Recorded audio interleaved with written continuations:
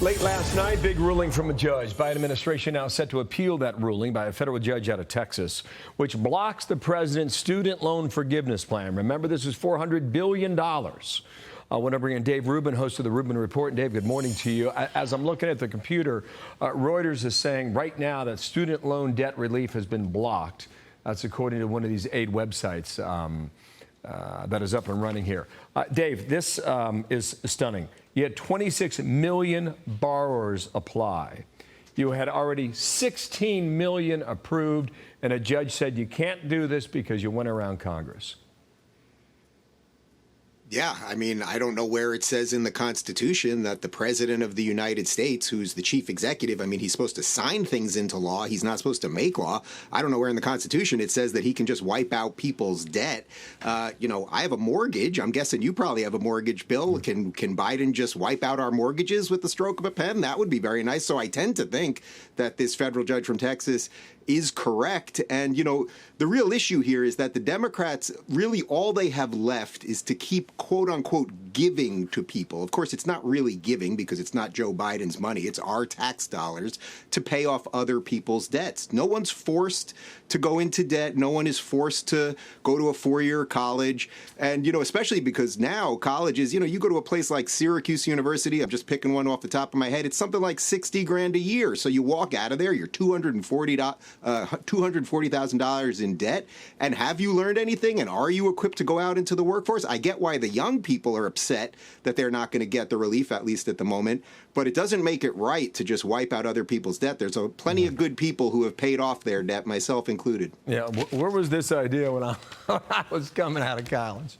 Man, exactly. Exactly. Use a hand up, man. Believe me, you don't know. The White House is saying this is all extreme Republican special interest in charge here, pushing for this. Here's what the judge said. In this country, we're not ruled by an all-powerful executive with a pen and a phone.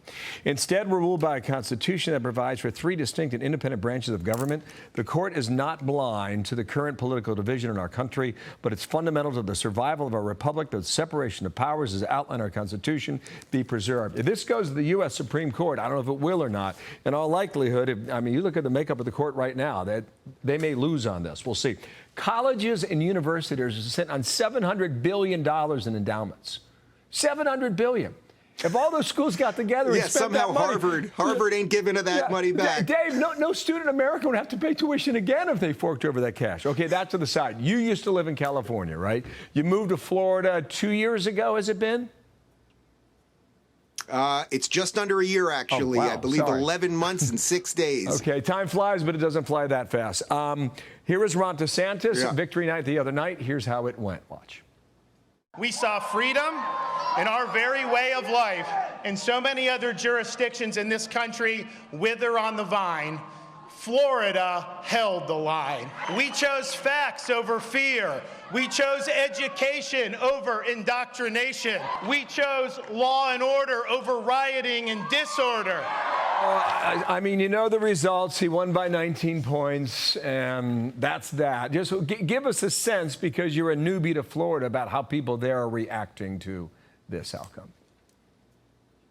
Oh, man, it's off the charts. I was actually broadcasting that night about 100 feet away from the stage. The energy in that room was unbelievable. But really what's happening here in Florida with this 20-point win is that people have just said enough of the woke stuff, enough of, you know, encroaching on our children and taking more of our tax dollars and everything else. How about competent governance? And that is what we have done here at every single level, including, let's not forget, Bill, just about 6 weeks ago, we had one of the worst hurricanes in the history of the United States, and the rebuild there, including the Sanibel Causeway and the Pine Island Bridge, was almost immediate. I met a contractor that just 2 nights ago at the DeSantis event who was doing some work on it. He said that if the federal government had gotten involved, it would have taken them 2 years. It basically took them 2 weeks. There is such incredible energy in this state right now. They're building houses everywhere. They're redoing roads. You know, people obviously don't have state income tax. There is a feeling that our education system will work better because we're pushing the woke stuff out. DeSantis is basically doing exactly what everyone asks politicians to do. Give us the room to live our lives as we see fit, and then pick those brief moments where the government has to do something. He's doing it brilliantly well, and I think that was the best speech he has ever given. He's stepping into the moment, and that's why he's getting so many attacks, by the way, at the moment, because people are realizing this is the real deal.